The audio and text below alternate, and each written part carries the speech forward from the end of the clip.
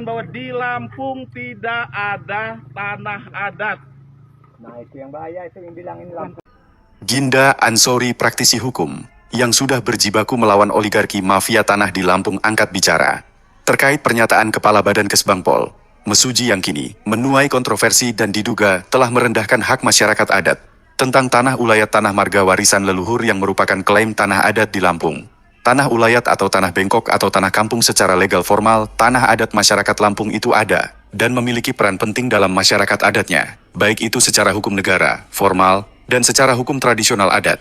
Namun, keberadaannya tanah adat atau ulayat di Lampung seringkali menghadapi tantangan seperti klaim dan sengketa yang menimbulkan konflik agraria di Lampung. Menanggapi isu penting terkait klaim sang oknum pejabat Kesbangpol Mesuji Taufik Widodo akan berdampak luas di tengah masyarakat di Lampung.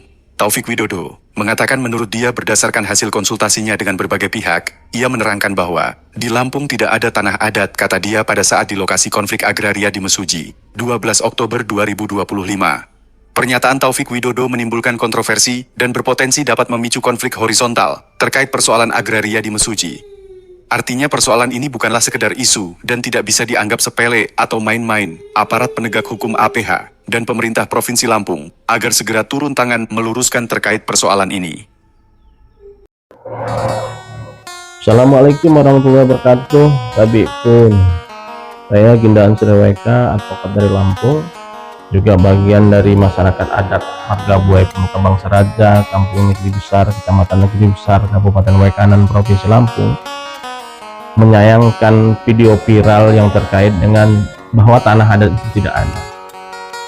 Secara hukum, kaitan dengan tanah adat itu diatur di dalam pasal 5 Undang-Undang Pokok Agraria tahun 1960, terus kemudian diatur juga di dalam pasal 67 ayat 1 Undang-Undang Nomor 41 tahun 1999 tentang kehutanan.